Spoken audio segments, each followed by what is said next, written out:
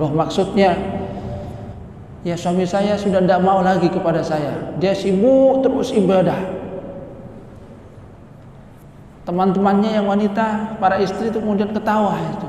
Loh, masa dia tidak mau lagi kepada kamu? Iya benar, tidak mau lagi. Kemudian dia cerita apa yang menjadi kesepakatan antara 3 orang sahabat Rasulullah SAW tadi dalam rangka meningkatkan kualitas diri mereka.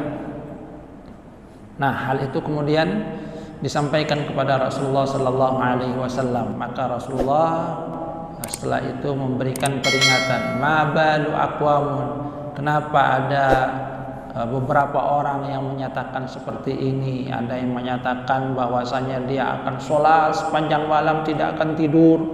Ada yang menyatakan akan puasa terus, kalau perlu tidak berbuka. Ada yang menyatakan bahwasanya dia tidak lagi menginginkan istrinya. Kata Rasulullah SAW, wallahi an atqakum, demi Allah sesungguhnya adalah saya ini adalah orang yang paling takwa di antara kalian. Akan tetapi saya ini asumu wa uftir, saya berpuasa tapi saya juga berbuka, tidak kemudian wisol. Saya sholat tapi saya juga istirahat, tidur. Wa atazawwajun nisa, dan saya juga masih beristri.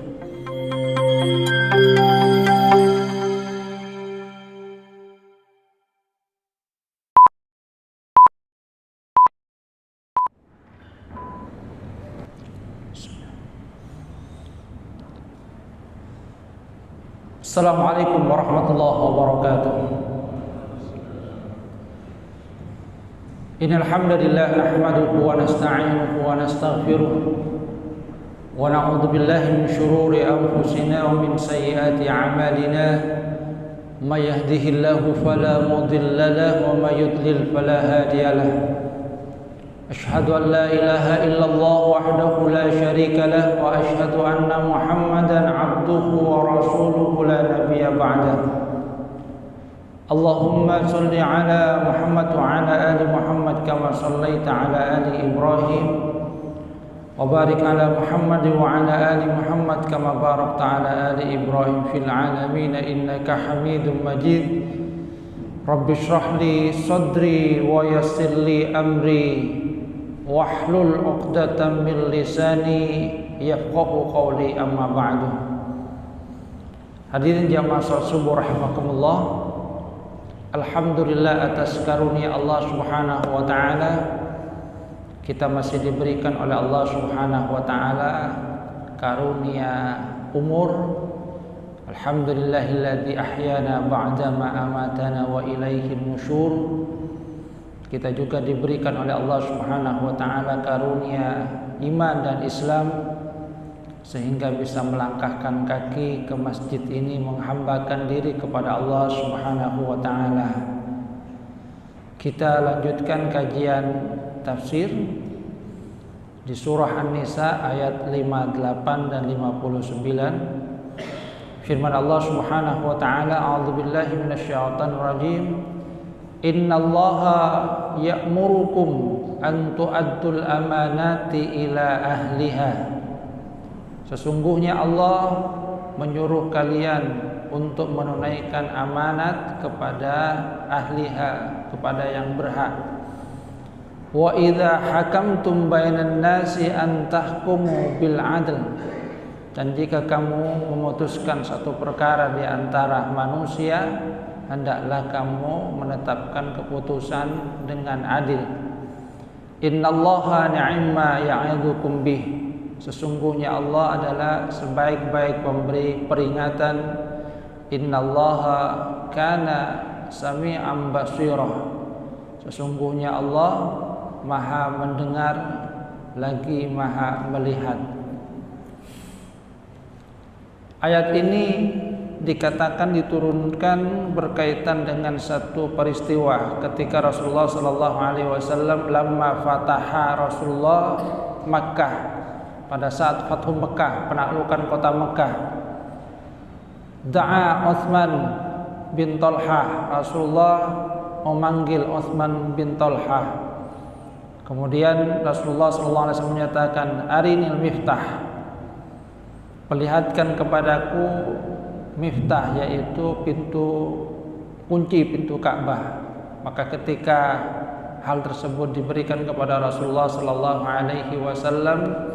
Al-Abbas kemudian meminta supaya kunci pintu Ka'bah itu juga diserahkan kepada beliau. Ijma'li ma'as siqayah, bersama dengan hak untuk memberikan minuman kepada jamaah haji. Maka kemudian Utsman menyatakan bahwa itu adalah amanah, sehingga pintu Ka'bah itu kemudian kunci tersebut kembali diserahkan kepada Utsman bin Talha. Di ayat ini Allah Subhanahu wa taala menegaskan bahwasanya Allah Subhanahu wa taala memerintahkan, innallaha ya'murukum an tu'addul amanah. Allah Subhanahu wa taala memerintahkan untuk menunaikan amanah. Memang sebab khusus dari ayat ini berkaitan dengan peristiwa yang berhubungan dengan Utsman bin Talha. Akan tetapi al-ibrah itu secara umum. Jadi pelajaran yang diambil itu adalah secara umum, yaitu amrun am bi ada'il amanati ila ahliha. Bahwasanya Allah Subhanahu wa taala memerintahkan kepada setiap umat Islam, kulli muslimin, untuk menunaikan amanat kepada yang berhak. Fi kulli amanatin, dalam semua amanah. Nah, dalam hal ini kata Dr. Wahbah Zuhaili, amanat itu paling tidak mencakup 3 perkara. Yang pertama adalah fari'ayatul amanah fi huquqillahi ta'ala, menunaikan amanah yang merupakan hak dari Allah Subhanahu wa taala dengan cara imtithalu awamirihi wajtinabu nawahihi wasti'malu masyairihi wa'daihi fima yuqarribuhu min rabbih, dengan cara melaksanakan perintah-perintah Allah, menjauhi larangan-larangan Allah Subhanahu wa taala, dan juga mempergunakan seluruh anggota badan dalam hal yang bisa mendekatkan diri kepada Allah Subhanahu wa taala. Karena sesungguhnya setiap kita itu sudah mengadakan perjanjian dengan Allah Subhanahu wa taala. Alastu bi rabbikum. Pada saat di alam rahim kita ditanya, alastu bi rabbikum? Qalu bala. Kita semua kemudian menyatakan qalu bala, tentu. Kita kemudian berikrar bahwasanya Allah Subhanahu wa taala adalah Tuhan kita, bahwa kita akan menyembah Allah Subhanahu wa taala, beribadah kepada Allah sesuai dengan kemampuan kita. Makanya di dalam doa Sayyidul Istighfar kita mengakui adanya perjanjian kita dengan Allah Subhanahu wa taala. Allahumma anta rabbi, ya Allah engkau adalah Tuhanku, wa ana abduka, dan saya adalah hambamu, wa ana ala ahdika wa wa'dika mastata'tu, dan saya sudah berjanji bahwasanya saya akan menunaikan ibadah, mengabdi kepada engkau mastata'tu, sesuai dengan kemampuanku. Jadi di dalam doa Sayyidul Istighfar itu kita mengakui bahwasanya Allah Subhanahu wa taala itu adalah Tuhan kita, bahwa kita adalah hamba Allah Subhanahu wa taala yang telah berjanji untuk beribadah kepada Allah Subhanahu wa taala. Maka menunaikan amanah yang pertama itu adalah riayatul amanah fi huquqillahi ta'ala, menjaga amanah dalam hal ini dengan menunaikan hak Allah Subhanahu wa taala. Haqqullahi 'alal ibad, hak Allah Subhanahu wa taala terhadap hambanya, kata Rasulullah sallallahu alaihi wasallam, ayya'buduhu wa la yusyriku bihi syai'an, yaitu kita menyembah Allah Subhanahu wa taala dan tidak menyekutukannya dengan sesuatu pun. Itu hak Allah Subhanahu wa taala yang harus ditunaikan oleh manusia. Riayatul amanah fi huquqillah. Jadi di dalam setiap ibadah yang kita tunaikan sesungguhnya merupakan bentuk menunaikan amanah kepada Allah Subhanahu wa taala. Al-amanah fi shalah, amanah di dalam salat. Ketika kita dipanggil oleh Allah Subhanahu wa taala untuk menghambakan diri kepada Allah Subhanahu wa taala. Wal amanah fi shaum, amanah di dalam puasa. Wal amanah fil hadis, amanah di dalam berbicara. Jadi semuanya adalah amanah.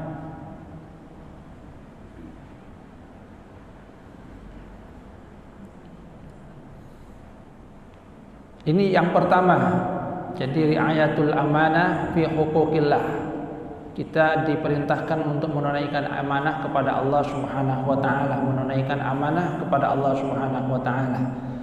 Kemudian yang kedua adalah wa riayatul amanah fi haqqin nafsi, menunaikan, menjaga amanah terhadap hak-hak diri sendiri, yaitu terhadap diri kita sendiri.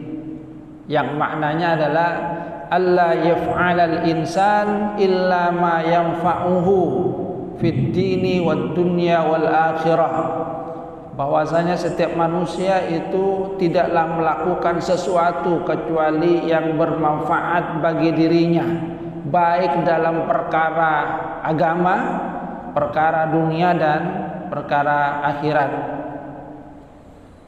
Wa alla yuqaddima ala amalin yadurruhu fi akhiratihi aw dunyahu, dan hendaklah dia alla yaqdima ala amalin, jangan melakukan satu perbuatan yang itu akan membahayakan baik perkara akhiratnya ataupun juga perkara dunianya. Jadi hak diri sendiri, menunaikan amanah terhadap diri sendiri, pertama adalah melakukan perbuatan yang bermanfaat baik bagi agama, dunia ataupun akhirat. Apa yang kita lakukan dengan menjaga diri kita itu juga bagian dari menjaga amanah, karena semua yang dikaruniakan oleh Allah Subhanahu wa taala kepada kita sesungguhnya adalah titipan yang diberikan oleh Allah Subhanahu wa taala untuk kita gunakan dalam rangka kebaikan. Jadi dalam rangka kebaikan yang ketika kita menjaga karunia yang diberikan oleh Allah Subhanahu wa taala, maka sesungguhnya kita telah menunaikan amanah terhadap diri kita sendiri. Makanya Rasulullah sallallahu alaihi wasallam itu kan juga menyatakan inna li nafsika 'alaika haqqan, atau di dalam riwayat yang lain inna li badanika 'alaika haqqan, sesungguhnya badan kamu itu juga punya hak pada diri kamu.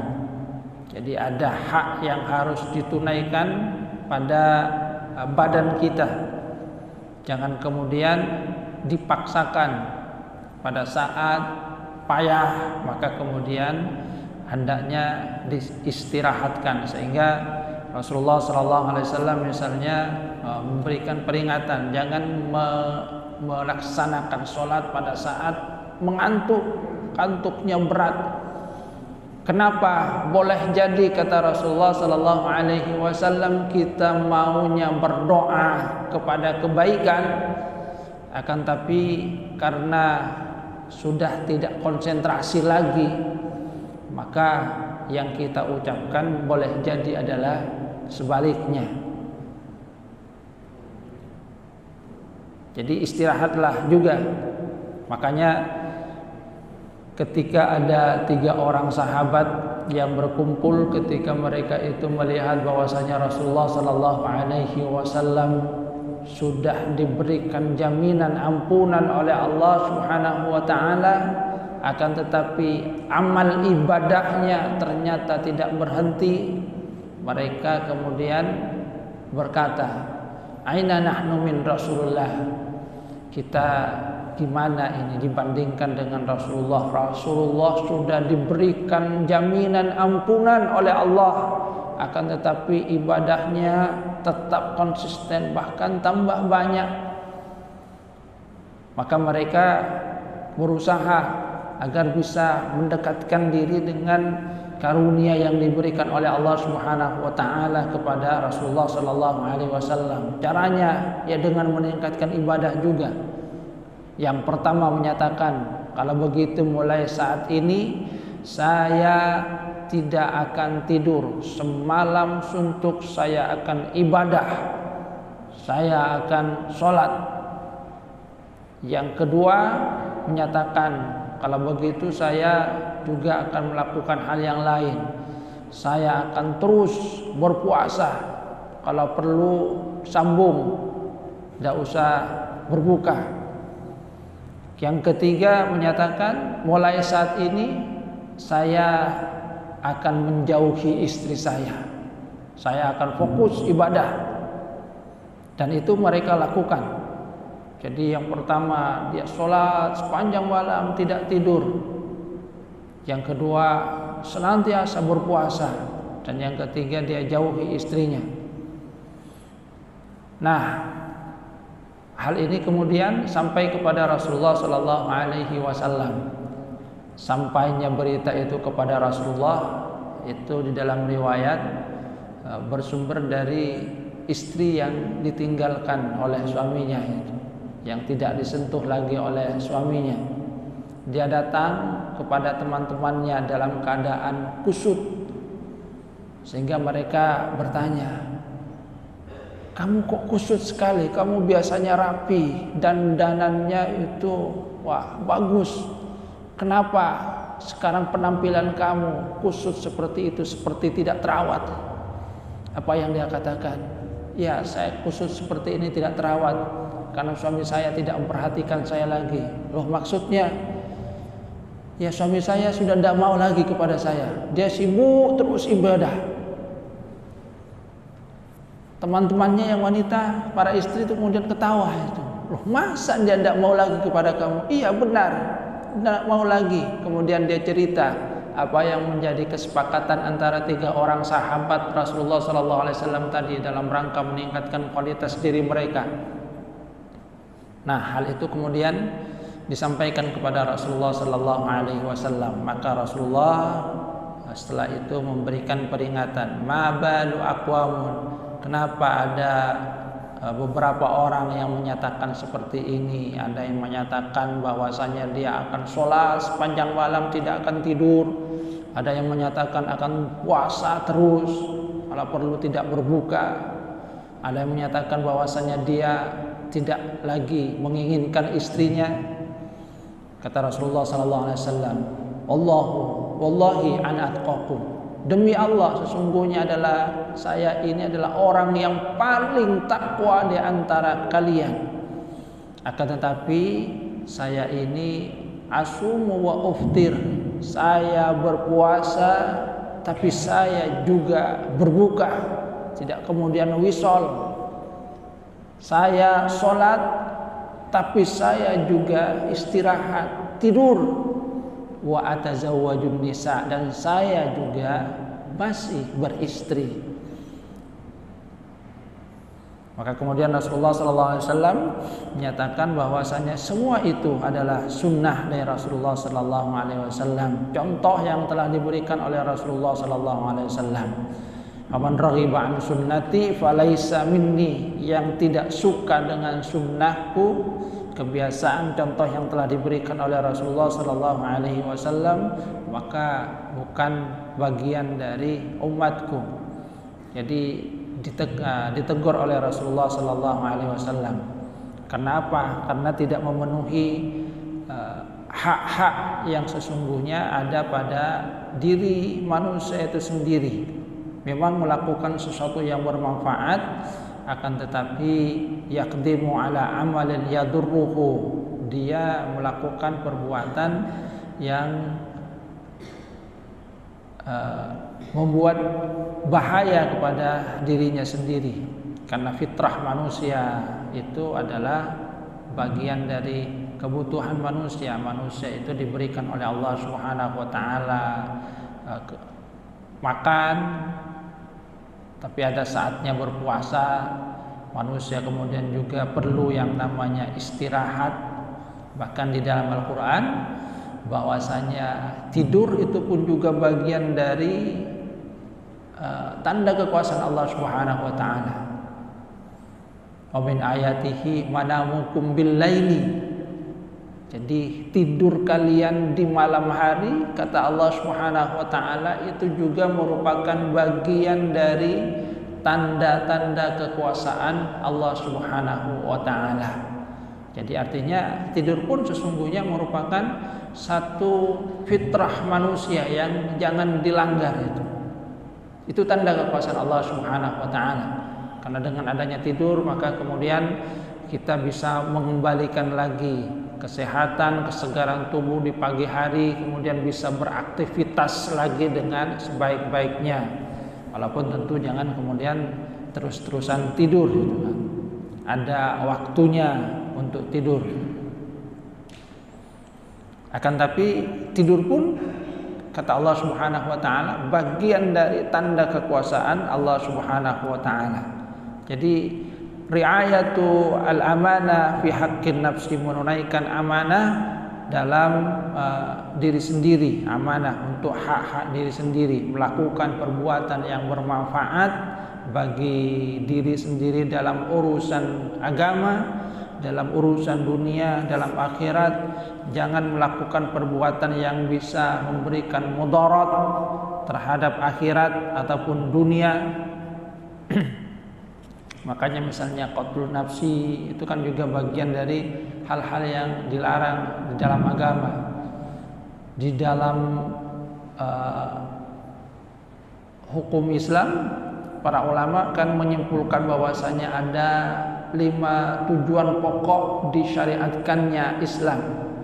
Yang pertama adalah hifdzuddin, menjaga agama. Ini yang berkaitan dengan huquqillahi ta'ala, hak-hak Allah Subhanahu wa ta'ala, menjaga agar keimanan itu tetap ada pada diri kita.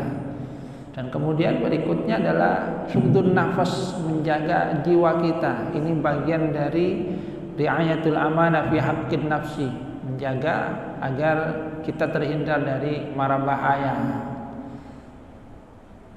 Termasuk juga hifdzul aql, menjaga akal, itu bagian dari riayatul amanah fi haqqin nafsi, menjaga amanah terhadap diri sendiri.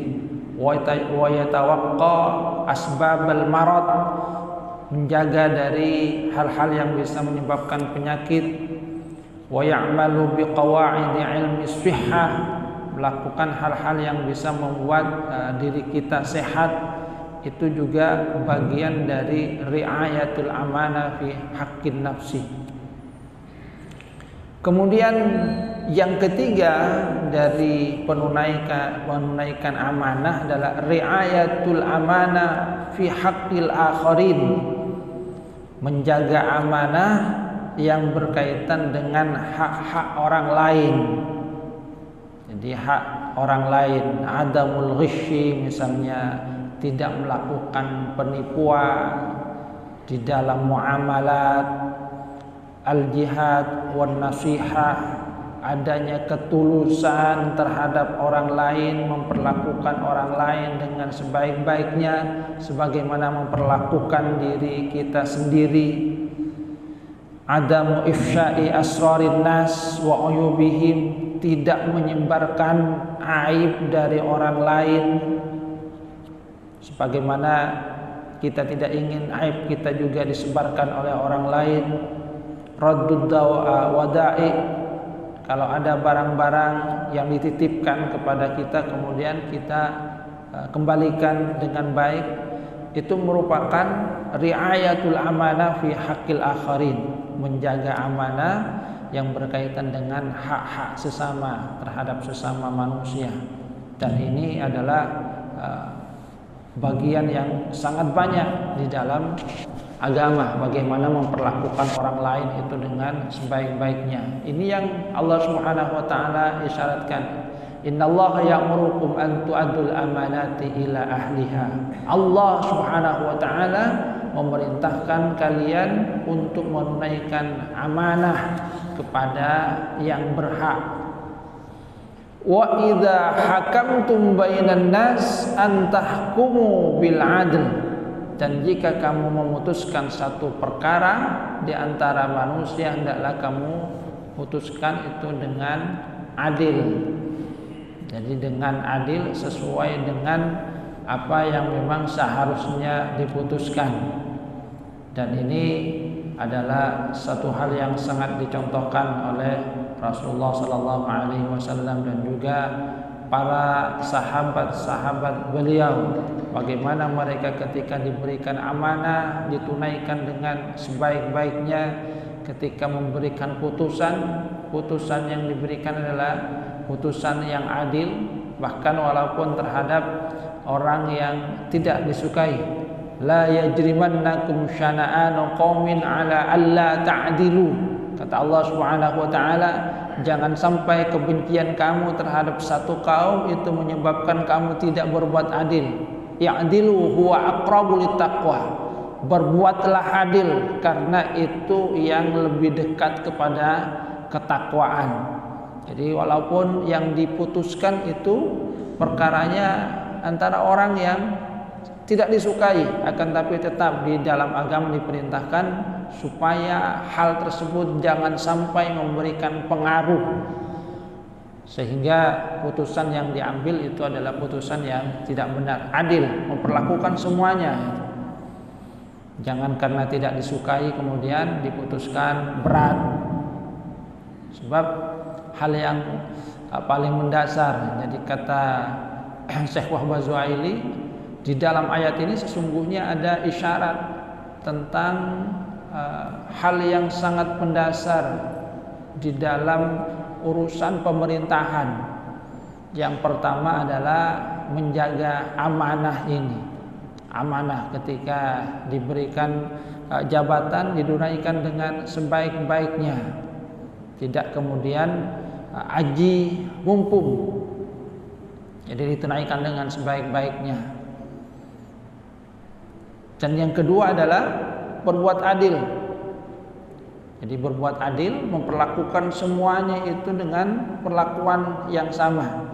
Jangan karena tidak suka kemudian diincar, sebab kadang-kadang kekuasaan itu bisa jadi membuat orang tidak berbuat adil. Bagi yang suka mengkritik dirinya, misalnya cepat sekali ketika ada satu perkara diadili, tapi bagi yang mendukung dirinya, walaupun perbuatannya banyak yang meresahkan masyarakat dilaporkan, tetap tidak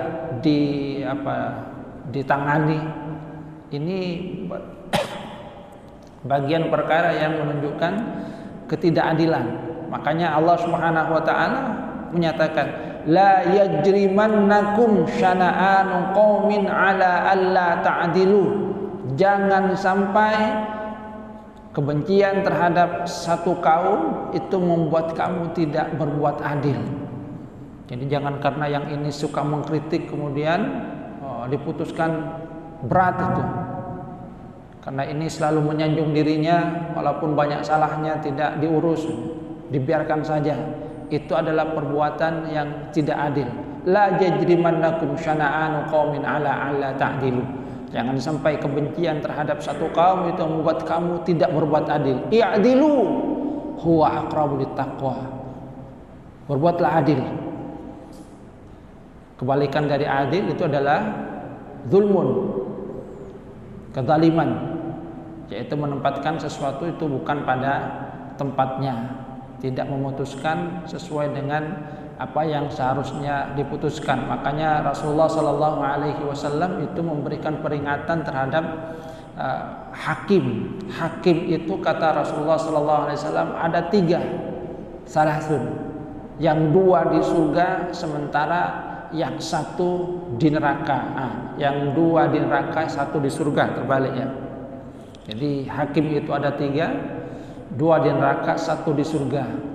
Yang di surga itu adalah seorang hakim yang memutuskan perkara, yang dia itu mengetahui ilmunya dan memutuskan sesuai dengan pengetahuan yang memang dia punya.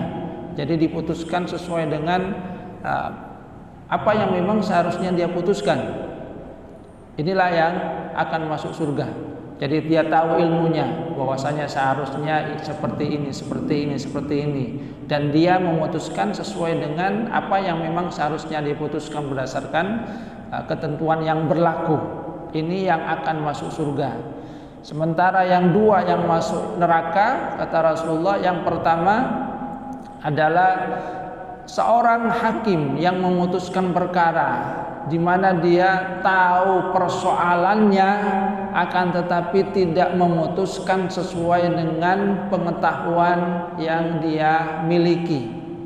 Yang seharusnya dia putuskan salah, tapi karena tadi mungkin karena adanya kebencian akhirnya dia putuskan benar, atau sebaliknya yang seharusnya diputus benar itu kemudian diputus salah karena adanya mungkin dorongan dari yang lain. Jadi memutuskannya tidak sesuai dengan yang seharusnya diputuskan. Ilmunya ada, akan tapi putusannya tidak sesuai dengan ilmu yang dia miliki. Kemudian yang ketiga, yang ini juga masuk neraka, kata Rasulullah SAW, seorang hakim yang dia tidak punya pengetahuan. Jadi dia tidak punya ilmunya dan dia memutuskan atas ketidaktahuannya, maka dia pun sesungguhnya memutuskan dengan putusan yang tidak adil juga, karena dia memutuskannya bukan atas dasar ilmu. Dia tidak tahu perkaranya, tidak tahu dasar hukumnya, akan tapi asal memutuskan. Maka yang ketiga ini juga masuk neraka. Karena dia tidak memberikan putusan yang benar dengan adil. Dia hanya memutuskan atas dasar kebodohannya. Kalau ini yang terjadi di tengah masyarakat, maka yang terjadi pasti nanti adalah gejolak. Karena bagaimanapun juga masyarakat itu kan tahu, dan Rasulullah SAW itu memberikan peringatan bahwa salah satu doa yang tidak akan ditolak itu adalah dakwatul mazlum, doanya orang yang teraniaya, itu akan diijabah oleh Allah Subhanahu wa taala. Makanya Rasulullah SAW dalam hadis yang lain itu menyatakan, la tazalu hadhil ummah bi khair, umat ini akan senantiasa berada di dalam kebaikan, ma idza qalat shadaqat, kalau mereka itu berkata, perkataannya itu benar, jujur. Jadi syarat supaya satu kaum umat itu senantiasa berada di dalam kebaikan, diberikan oleh Allah Subhanahu wa taala rahmatnya, pertama apabila kejujuran itu masih ada di tengah mereka. Idza qalat shadaqat, jadi kalau mereka berkata, perkataannya adalah perkataan yang jujur, bukan kemudian perkataan dusta. Jangan kemudian hoax yang terus merajalela di tengah masyarakat. Ini tanda-tanda bahwasanya satu kaum itu tidak lagi berada di dalam kebaikan kalau kejujuran sudah tidak terjaga. Yang tersebar banyak adalah hoax. Yang bahkan kemudian mungkin saja dicontohkan oleh pemimpinnya, apalagi kalau pemimpinnya yang suka menyebarkan hoax. Ini tanda bahwa satu kaum, negeri itu tidak berada di dalam kebaikan. Yang kedua, wa idza hakamat, jadi kalau mereka memberikan putusan, mereka itu memberikan putusan yang adil.